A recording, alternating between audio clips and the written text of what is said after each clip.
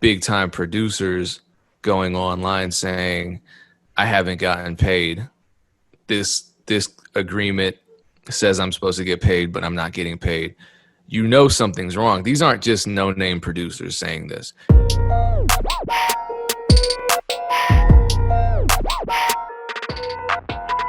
My girl forgets I have a podcast.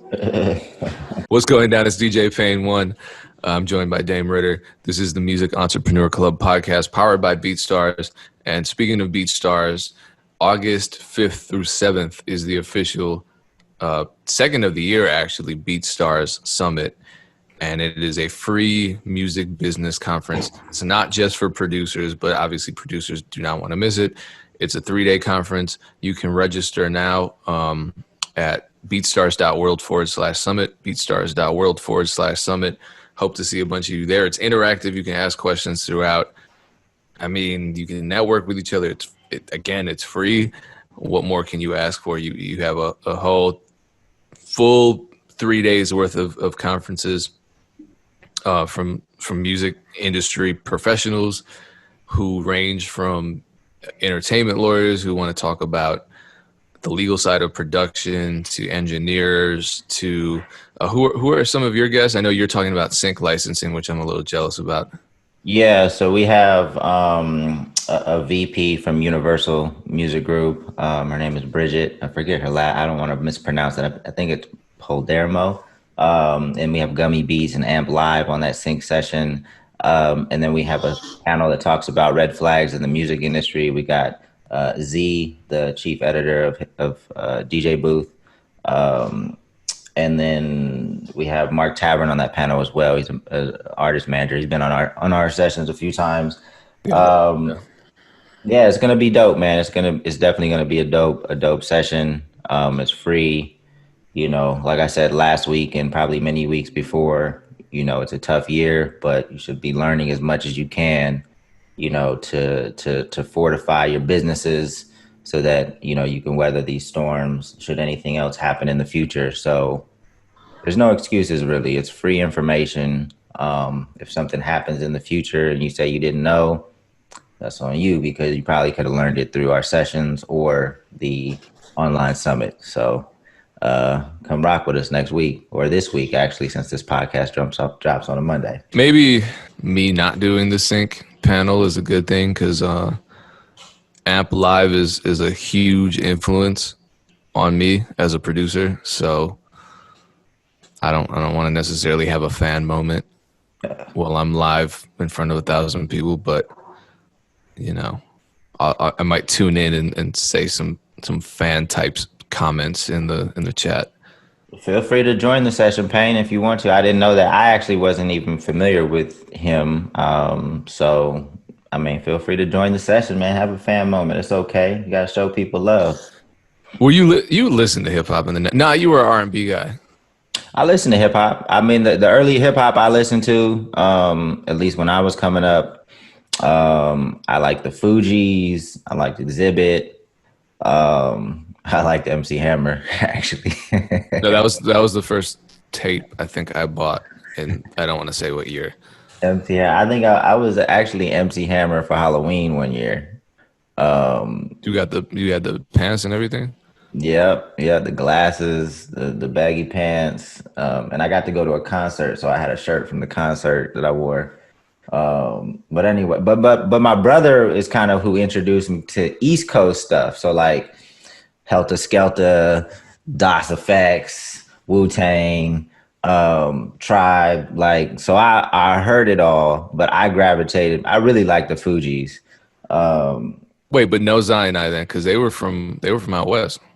No, I didn't really listen to, I mean, except for Exhibit, probably wasn't much West Coast. I guess Snoop when he came out. Yeah, well, I guess Snoop's older than Exhibit. So, but yeah, I was kind of all over the place, but R&B is even when I don't even know if you know about The Boys or Another Bad, or you know about The Boys and Another Bad Creation and stuff like that. When I was like 7 or 8, that's what I was yeah. like. I recorded Aisha off the radio and then kept recording it like back to back and then played it out the window and tried to convince my best friend's brother, LeBron, that I had actually, because I'm a little ass kid. I'm like 5. So I'm playing it through a boombox. He's like, "Oh, you got the ABC album?" I was like, "Yeah, I got the ABC album. I'm 5. I got my own money." And then he heard, as I'm listening to the tape, he heard the radio commercial in between. So he did not buy my story. Yeah, man, those were the days trying to record stuff off the radio late at night. Um, yeah.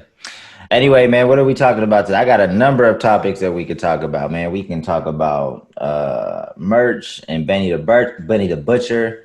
We can talk about Logic and his retirement. I know you got some stuff queued up. Where do we want to start? Yeah, let's talk about the Benny the Butcher thing, just because I recently was browsing on Instagram and I saw a producer I know, Cash Fargo, posting a screenshot of him ordering Benny's merch. So that kind of caught my attention because it wasn't just, something that he was doing in silent. You know what I mean? Like, he wanted to publicly broadcast his support for this merchandise. So it I'm curious to know what your take was on it. Obviously, he's doing something right if this is the result.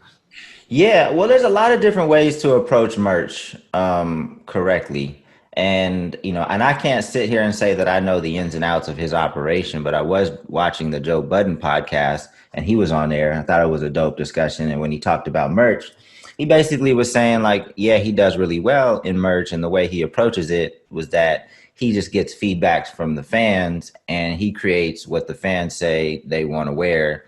And he creates it and it sells because that's what the fans that's what they want to wear. So that he gets all his inspiration and ideas for merch from the fans, and it does really well. And I think that's a pretty low risk way to do it, right? Like, if the fans are rocking with it before it comes out, or they're submitting the ideas, then of course you're gonna sell. So hopefully they won't lie. I mean, some fans do lie about, like, yeah, I'm gonna come to a show or I'm gonna buy some merch, and they don't, support in that way, but for the most part, if you put out something that a majority of your fans really say they rock with, then it's gonna sell. So I think it's a pretty simplistic way to approach merch, but I don't think a lot of artists are doing that. I think they're making what they want to wear, and that's okay too. Like, sometimes you want to set the standard. I mean, you want to set the trend. This is what I like. I'm going to base it around what I do and how I want to look. And then hopefully the fans gravitate towards it. So I'm not saying either way is wrong. I mean, hopefully your style resonates and people flock to it. I guess that's a little bit more of a risk. But if that's how you want to do your merch, if it's successful, I think you can go either way with it. Yeah, I've seen people even kind of simplify that approach and release. Actually, maybe this is what Benny the Butcher did. I don't know. Release mock-ups of the different merchandise and say, vote on which one you would wear, and then just go with the one that the fans respond the best to. I don't buy too much merchandise from artists, but I remember I did buy Crooked Eye's merchandise because he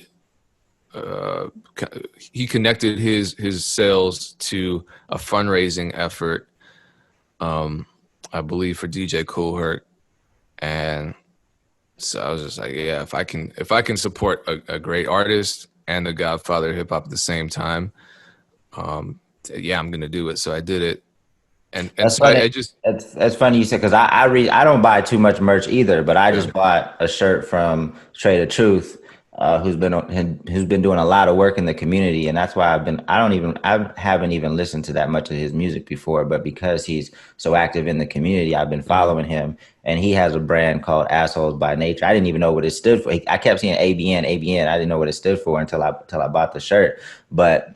No, that's perfect for us based on the YouTube comments. But he was raising money for Vanessa Guillen. So I was Okay. like, oh, for sure. Like, Yeah. that's dope. I mean, I love what you're doing in the community. It's raising money for her family. that to me is a no brand. And the shirt looked pretty cool. So I bought a shirt for that reason too. Yeah, I don't think shying away from that kind of approach, is helpful. I think a lot of artists just kind of want to focus on the music, and then the merchandise reflects that. But what you wear is a lifestyle thing. So going beyond just something as basic as your name on a shirt or your logo on a shirt is something to explore as an artist. I would say, and it might work. The other thing too is you have so many options. We talk about it a lot. You can either do the kind of, I don't know if they're calling it drop shipping, whatever, where you have no actual initial investment. I remember when I first started getting merchandise, it wasn't like that, and I still kind of use both approaches, but I would start with a short run. If it was 100 shirts or 50 shirts minimum, I would just go with the minimum just to see how it went and how the sales went. So it was just a little lower risk for me, and I would connect it to some kind of event. I just wouldn't jump the gun and say, okay, I'm going to get shirts and then sit on them for the next 2 years. It was like, I have a big event coming up. I have an album release coming up. I probably should maximize on that opportunity by getting some merchandise as well. It wasn't just like, I'm just going to get shirts because it's Wednesday. Wow. Yeah, so you definitely have to be careful on how you're managing inventory if you're not using something like Printful or Printify, but there are some additional risks that come with, using something like Printful. So for those that don't know, Printful, like Payne said, you don't put any money up front. You just are able to sell the shirts. They'll print them and ship them out as the sales come in, and then you'll basically get a commission on each shirt. So you can basically start selling merch today for no money. The drawbacks of that approach is, one, you don't have that much control over the quality. I mean, the quality is not terrible. It's probably average, but you can probably get a better quality print working with somebody local or somebody that's going to print up 50 to 100 shirts at a time for you. You're also going to get smaller margins going with Printful. You're going to make a little bit more money per shirt, but I don't think that difference matters until you start selling a lot of shirts, right? If you're selling thousands of shirts, that difference in, $1 each shirt or a couple of dollars each shirt is going to be more meaningful than if you're just selling 50 shirts or whatnot. And then the other risk is, which is going on right now with Printful, is that it's so much in demand. It's taking a long time for orders to get printed and shipped out. So we actually took out all of the Printful items because on Ja's website, we had a mix of, the stuff that we have in inventory and then kind of the stuff that we were testing or stuff like mugs and things like that we don't keep in inventory. But we recently had to take everything out of his store and just have everything that we have in inventory because it was taking 5-6 weeks for them to get orders out. And that's beyond our control because they had so much demand. So that's another drawback of using something like Printful. And then when you sell stuff, I've seen artists use all different types of strategies, right? Like exclusive drops on a consistent basis, like small drops, like saying, hey, Futuristic did that, right? yeah. So he put out, like 50 shirts and said, these shirts are never going to be available again. We'll just do another design the next time. So we've been trying to do that. These aren't exclusive drops with Job, but we have a new drop every month and it's been working really well. Actually, during COVID, we sold more merch in 1 month than we did the entire year last year. And we've just been pulling different levers to do that. But Ja has really built a community and popularized certain phrases. So most of his community knows he used the term yams to talk about a woman's backside and thighs, like he calls those yams. So we have a bunch of yams shirts. So we have like Yamsterdam and we're coming out with Yamazon and like his fans really eat it up and we sold a shitload of shirts like that. And I guess that would be the opposite of Benny the Butcher, right? Like we didn't ask the fans which if they like the term yams. Like he just popularized it, continued to put it in sketch. People started to catch on and started to, you know, so he coined the term. So that would kind of be the opposite. Like he built the demand and popularized the term and, you know, started to monetize it through his merch. And So whenever I see his skits, he's wearing one of his shirts in the skits, or some other actors, actresses are wearing the merchandise. So it's nice internal marketing. yeah, so that's one of the things. And so he's always done that. But we run ads. We have a text marketing list, email list. You know, we do some messenger marketing. He started putting short drops in the beginning of sketches because people pay us to promote their products in the sketches. So, you know, it makes sense. There's value there, right? So why not do that for your own stuff?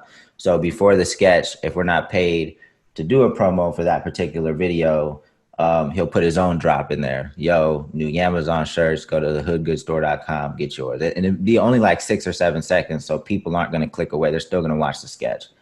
Sure. Yeah, that's smart. So that's something that we've started doing. Yeah, and just been more consistent on social media because there's a lot of, you know, artists, there's a lot of platforms, right? And even I didn't even know up until like a month ago that YouTube had like a stories platform, like a story or a community tab where you can Yeah. post pictures. So we've started being more consistent. He started posting to TikTok. So now that we have TikTok, we got Instagram, which has like 5 surfaces in and of itself.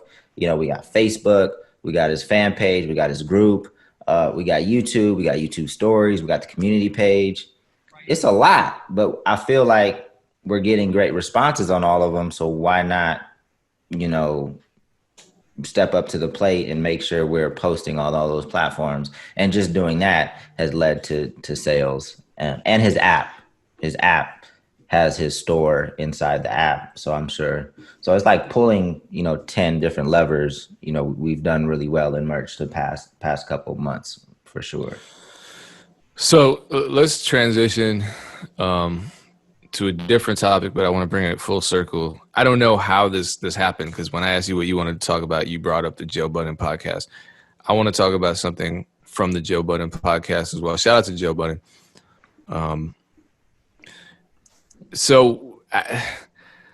People know that I cover very kind of straightforward music business experiences. I always have since I got my first placement years ago. And I have honest conversations with other producers to the point where, you know, they're telling me the exact dollar amounts of advances they're getting and breakdowns and mistakes they made on their agreements, that kind of thing. And, you know, these are real stories. And anybody in the industry will tell you this is happening all the time at all levels of experience. When you have, you know, big time producers going online saying, I haven't gotten paid. This agreement says I'm supposed to get paid, but I'm not getting paid. You know something's wrong. These aren't just no-name producers saying this. And so when I say it, I will often get from producers who have never sold a beat in their lives. I will get comments from them saying things like, well, you should have gotten a lawyer. You should have read the fine print. You need to lawyer up. That's how you get paid. And you're laughing because you've been in the business for a while. That's not how this thing works. There's this myth across the board. Not for me. I'm seeing it with producers and recording artists, but it's for everybody. And there's this myth that you can get a lawyer and you're good, or you can request paperwork and you're good, or you can read and understand the paperwork and you're good, or you can sign good paperwork and you're good. It's not always like that. Sometimes the corruption starts with the lawyer. Sometimes you sign paperwork and it just doesn't matter. People honestly think a producer like Sunny Digital signed paperwork that said, oh yeah, by the way, you're not getting paid for this ever. And he just sat there and said, yeah, okay, cool. And then is on Twitter complaining about it. No, he's complaining about a problem that is a systemic issue in the music business. It's a problem, period. I always talk about this example. How many times have you worked at or have you heard of friends who work at regular 9 to 5s and payroll messes something up? Either the amount on their check is wrong, or their check is delayed, or something happens with their insurance. There's some kind of clerical error. It happens. Guess what? The music business is just another business. So, and I personally think the music business is far more prone to error, and I don't think it's always a mistake. I think usually it's not a mistake than other industries, just because I think there would be more walkouts at an office or at a fast food restaurant if people were waiting 6 months for their checks like they do in the music business. It's kind of a norm in the music business, and it has nothing to do with a contract, because you don't sign a contract saying your payment will be delayed as much as we want, or by the way, we're going to ignore everything in here. But it happens all the time. And I appreciate the conversation. It's about Migos and their alleged legal issues with QC, which is something I don't want to talk about because I have no idea what the paperwork actually involved. I hope it works out for the best. But I think I saw the article. But the red flag was that their lawyer was also the label's lawyer, which shouldn't be the case. But that's not something that a lot of people even know is an issue. When I got my first placement, the lawyer that I hired, because I was scrambling to hire a lawyer, it was the first time I had gotten a placement ever. I didn't know what the hell to do, but I'm like, I knew I had to lawyer up, so I got an industry lawyer. I'm like, oh, this is great. He knows the people who represent the major label, so they're going to deal with this promptly. Number one, I should have gotten a higher advance and I should have gotten more points. That's it. I don't have much of an issue with how it was, how everything transpired with the actual agreement. It could have been better. I mean, it should have been better. And the lawyer didn't even make an effort to do so, probably because, one, he didn't see me as anybody all that important or as a priority. And he also didn't care that much because it was just a one-off. I just had to pay him and he was just going to sign off on it. The other thing was my payment was delayed so long that I finally just contacted the lawyer. I was like, yo, what's going on? And he sent, because he CC'd me, it wasn't a disrespectful email. It was just like, oh, come on, man, pay my client. So even the lawyer, who wasn't really all that concerned with whether I ate or starved at that point, was still a little annoyed on my behalf about the payment delays. And it was, in theory, when you get paid in advance, usually this has been my experience. They give you half up front and then half after the project is released. That's kind of like the proposed timeline. It very rarely works that way. Usually you don't get the first part, or if you get the first part, you get the second part, who knows when. You got to harass them for it. So for me, it was so late that they just gave me all of it at once. And I've done that before. Actually, this has happened to me a couple of times when Ted Park and I shouldn't say names, but whatever. It happened more than once. So let me I don't know what is happening in this clip. I have 3 clips that I want to share. This is from the Joe Budden podcast, and it's actually Rory, who I believe worked for Def Jam, was it? I'm not sure. You about to play the clips?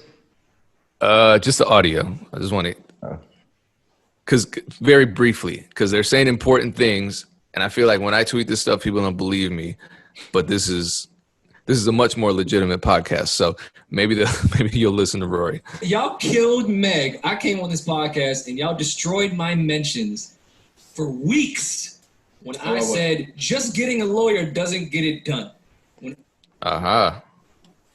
Everyone was say that. Meg should have just got a lawyer. Okay. That's what my comments sound like whenever I talk about this stuff. You mean the label's lawyer, the one they provide for you?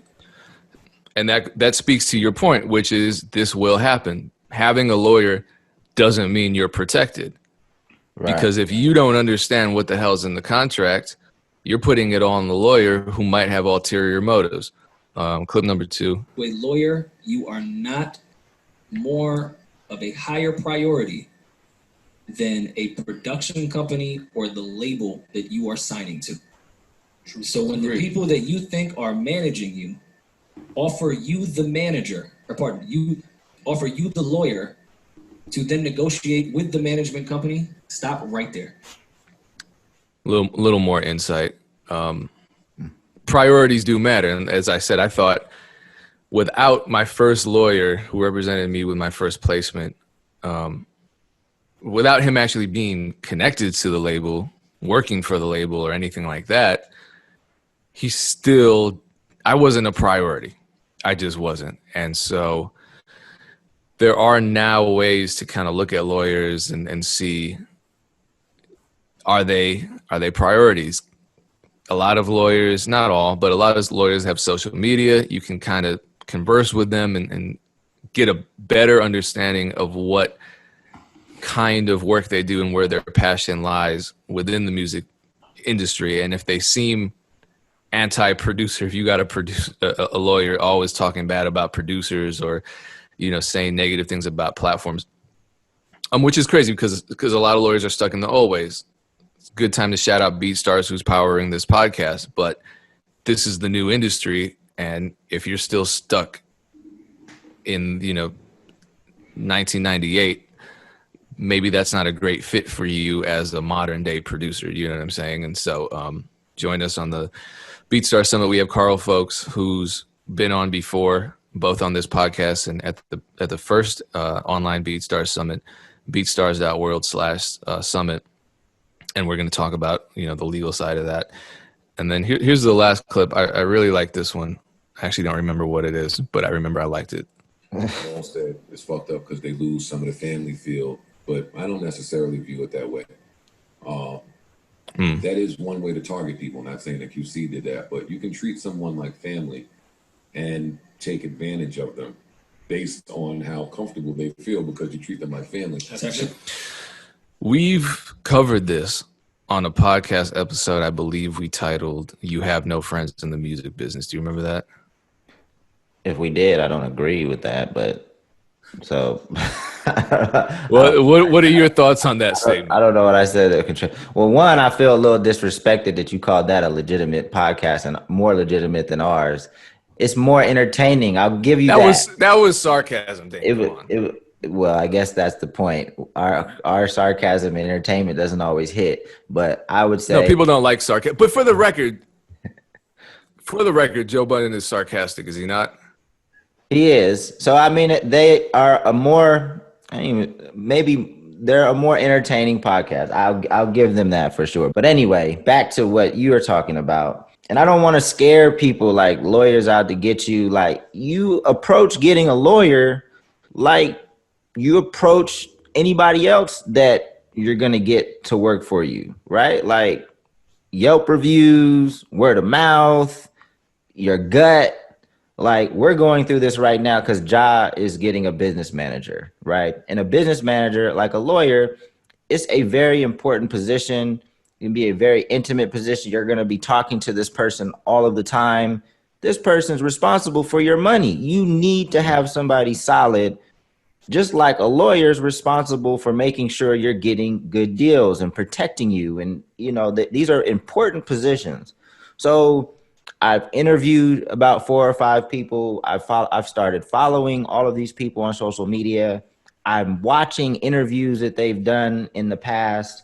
I'm asking them questions, and it's not something that we make a decision on next day, right? Like, it's something that we think about. We get all the information. We see what everybody's proposal is, what their fee structure is, and based on my experience working with business managers before, like I said, getting recommendations, take our time with it. I mean, I guess there are some scenarios where you need to move fast, but these are important positions and you need to take your time and you need to feel comfortable with whoever it is you work with. Somebody can be the best lawyer in the world, but if you don't like the way they communicate, you just don't like the personality fit, if it don't feel right, do not use, and that just goes for anything. I posted about this on Twitter. Like, I've gone against my gut quite a few times, and more often than not, it was the bad decision, and more experience trains your gut to be more accurate and more right. So at this point, since I've had a decent amount of experience in the music industry, if something doesn't feel right to me, I'm just going to say thank you, but I think we're going to explore other options, and that's what Yeah, that's what I was gonna say, because I forgive myself for making that miscalculation with the first lawyer. I don't want to make it seem like this is something that should be so scary to the point where, for me, the implications of that weren't that dire. At the same time, you should always protect yourself, because you never know what the impact is going to be of making that kind of choice. Hopefully as you grow, you develop a network of people that have recommendations for you, that have had good experiences with, like, I love the lawyer I've worked with, for years, and we have a great relationship. I love the way she communicates. I have never run into any issues, and I've never heard her involved in any issues. Like, just straight up good business, great communication, more expensive than I like, but I mean, sometimes you pay for that peace of mind, for that, that you're protected, right? This ain't LegalZoom. Although LegalZoom can be helpful for certain things. Like, so yeah, I mean, I just don't want to scare people into thinking that you have to be skeptical and like guarded at every turn, right? I just think you need to put some proper. I used to be an auditor, so sometimes I speak in terms of controls and risks and things like that. So, but you have to put some controls in place to mitigate certain risks, right? And all the things I just talked about help mitigate the risk of a bad relationship with a lawyer, business manager, whoever it is. So now that people know that your lawyer should not also be the record label's lawyer, even if it feels familial, even if it feels like a family feels right, just to be like, hey, it doesn't take any love away from the fam, but I need to protect myself. And you need to protect the label. There should be some protections in place. So, yeah, you can do some very simple things, and I'm not to say it's 100%. You're never gonna have any issues if you do these things, but it definitely lowers the risk tremendously. Yeah, so reading as much as you can, whether you're reading Donald Passman's book, whether you're online, all that helps you, because the more you know about what's in your agreement, the better questions you can ask, the better suggestions you can make to your legal representation. For me, I didn't know what the hell points were. So we're definitely going to talk about points on the BeatStars Summit, beatstars.world/summit. We're going to talk about points with Carl, folks. We did talk about them last time. And clearly this is something that a lot of people don't understand, just because there are so many kinds of royalties that one can earn from a piece of recorded music, that we often confuse and conflate them, and where a lot of people will say, oh yeah, royalty points the same as mechanicals. And yeah, mechanicals are collected from the PROs. Every statement I just said is wrong, but those are things that people believe. But there are certain things, like, this doesn't let the artists and producers off the hook. There are like certain things that you should know. And I mean, a lot of this shit is legal jargon, and they're written that way to give lawyers a job. Like, it could be a lot more simple than the contract. Mm-hmm. It could just be, some bullet points, and it is what it is. But there is some legal jargon in there. But at the same time, there are definitely some terms and parts of contracts that you should know that are pretty standard across the board. And if you see something that doesn't make sense, you should know. And if you don't know, never be afraid to ask a question. If you have a lawyer and you're afraid to ask a question, that's a problem, right? Yeah. Or if the lawyer's not answering the questions quickly and in a way that you understand, like that's a problem. And that lets you know that you need to find another lawyer, because all this stuff, even though it's written in legal jargon, should be able to be communicated to you in a very elementary way. Like, this means this, right? Like, you know, actually, from a management contract standpoint, I just seen, I didn't just see, a couple weeks ago, I know that Circa from Indiepreneur kind of broke down the different like sections of a standard management agreement. And I think all artists should know like the standard sections of certain agreements, whether it's a producer agreement, whether it's a record label contract, whether it's a management. I mean, yeah, it's going to change from time to time, but there are some standard things, sections in these agreements. So don't take yourself off the hook. You can research these things and have a certain level of understanding yourself. Well, on that note, I'm going to remind everyone to tune in, because we are going to have a conversation with an entertainment attorney specifically about this stuff. And if you have questions, you can ask them live, and we'll answer them live. Beatstars.world/summit. This goes down So the week that we're uploading this episode, actually, August 5th through 7th. So we'll talk about Logic retiring next week. I cannot wait, Dame. You can see how excited I am. I see. All right, y'all. We out. Peace. Peace.